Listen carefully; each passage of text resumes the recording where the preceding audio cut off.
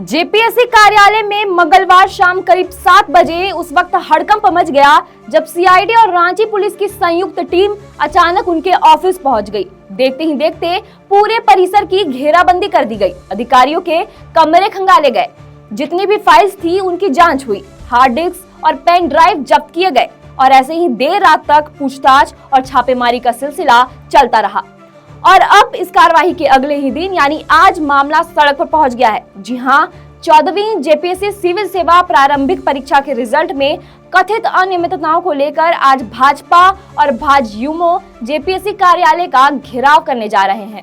राजधानी रांची में 1000 से ज्यादा पुलिस कर्मियों की तैनाती की गई है। एक तरफ सीआईडी की जांच तेजी से आगे बढ़ रही है तो दूसरी तरफ अभ्यर्थियों का गुस्सा और राजनीतिक दबाव भी बढ़ता जा रहा है। आखिर क्यों जांच के घेरे में आए जेपीएससी के अधिकारी? आखिर कौन है वे लोग जिनसे देर रात तक पूछताछ होती रही? और क्यों जेपीएससी अध्यक्ष के इस्तीफे की चर्चा तेज हो गई है? बताते हैं आपको सारी चीजें विस्तार से। सबसे पहले बात करते हैं आज के प्रदर्शन की। भाजपा और भाजयुमो ने 14वीं जेपीएससी परीक्षा में कथित अनियमितताओं के खिलाफ जेपीएससी कार्यालय घेराव का ऐलान किया है। कार्यकर्ता जयपाल सिंह स्टेडियम में मार्च निकालकर आयोग कार्यालय पहुंचेंगे और प्रदर्शन करेंगे। इसे देखते हुए राजधानी रांची में सुरक्षा व्यवस्था बेहद कड़ी कर दी गई है। जेपीएससी कार्यालय और आसपास के इलाकों में 1000 से ज्यादा पुलिसकर्मी तैनात किए गए हैं। कई जगहों पर बैरिकेडिंग की गई है और पुलिस को अलर्ट मोड पर डाल दिया गया है। अब बात करते हैं उस कार्रवाई की जिसने पूरे मामले को और गंभीर बना दिया है। मुख्यमंत्री हेमंत सोरेन के निर्देश पर सीआईडी और रांची पुलिस की संयुक्त टीम ने जेपीएससी कार्यालय और परीक्षा कराने वाली एजेंसी टीडीपीएल के ठिकानों पर छापेमारी की। जांच के दौरान कई महत्वपूर्ण दस्तावेज, हार्ड डिस्क, पेन ड्राइव और इलेक्ट्रॉनिक उपकरण जब्त किए गए हैं। सूत्रों के मुताबिक जेपीएससी की assistant examination controller Shweta Gupta समेत कई लोगों से पूछताछ की जा रही है।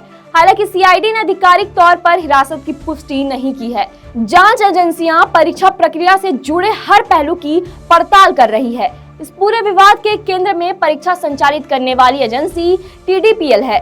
शिकायतों में आरोप लगाया गया है कि कंपनी का मार्केटिंग मैनेजर मनोज कुमार तिवारी उर्फ अभय कुमार तिवारी कथित रूप से जेपीएससी और जेएसएससी की कई परीक्षाओं में सफल होता रहा और कई बार टॉप रैंक में भी शामिल रहा। यही नहीं, कंपनी और कुछ अधिकारियों पर पेपर लीक, ओएमआर सीट में हेरफेर, डिजिटल छेड़छाड़, अवैध वसूली और मनी लॉन्ड्रिंग जैसे गंभीर आरोप लगाए गए हैं। एक और बड़ा आरोप ये भी है कि टीडीपीएल कंपनी को जेएसएससी ने मई 2025 में ब्लैकलिस्ट कर दिया था। इसके बावजूद कंपनी जेपीएससी की परीक्षाएं आयोजित करती रही।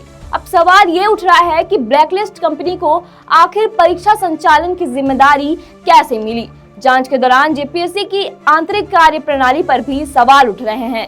शिकायत के मुताबिक परीक्षा शाखा में अधिकारियों को बार बार बदला गया। तत्कालीन परीक्षा नियंत्रक आसिम किस्पोटा ने एजेंसी की कार्यप्रणाली पर सवाल उठाए तो उन्हें परीक्षा कार्य से हटा दिया गया। बाद में नियुक्त किए गए अधिकारी लोकेश मिश्रा को भी कुछ दिनों बाद जिम्मेदारी से मुक्त कर दिया गया। सबसे ज्यादा चर्चा उप परीक्षा नियंत्रक श्वेता गुप्ता को लेकर हो रही है। बताया जा रहा है कि उनका तबादला मई महीने से ही दूसरे विभाग में हो चुका था, लेकिन इसके बावजूद वे जेपीएससी में रहकर परीक्षा से जुड़े महत्वपूर्ण कार्य संभालती रही। अब सीआईडी इसी कड़ी की जांच कर रही है। विवाद को और हवा तब मिली जब एक वायरल ओएमआर सीट को लेकर सवाल उठे। शिकायत में दावा किया गया कि एक अभ्यर्थी ने केवल 48 प्रश्नों के उत्तर दिए थे, फिर भी उसे सफल घोषित कर दिया गया। इसके अलावा आयोग के सदस्यों की सहमति और हस्ताक्षर के बिना रिजल्ट जारी करने के आरोप भी लगाए गए हैं। कुछ शिकायतों में हरियाणा और उत्तर प्रदेश के अभ्यर्थी की बड़ी संख्या में सफलता पर भी सवाल उठ गए हैं। इसी बीच जेपीएससी अध्यक्ष एल खिंग्याक्ते के इस्तीफे की चर्चा भी तेज हो गई है। हालांकि अभी तक इसकी आधिकारिक पुष्टि नहीं हुई है, लेकिन सूत्रों के हवाले से इस्तीफे की खबरें सामने आ रही हैं। मुख्यमंत्री हेमंत सोरेन ने साफ कहा है कि यदि जांच में कोई भी व्यक्ति दोषी पाया जाता है तो उसके खिलाफ सख्त कार्रवाई की जाएगी। वहीं भाजपा का आरोप है कि सीआईडी की कार्रवाई सिर्फ दिखावा है और पूरे मामले की निष्पक्ष जांच होनी चाहिए। खैर, आप इस वीडियो को ज्यादा से ज्यादा शेयर करें और चैनल को सब्सक्राइब करें। मेरा नाम आंचल सिंह है और आप देख रहे थे लोकतंत्र 90।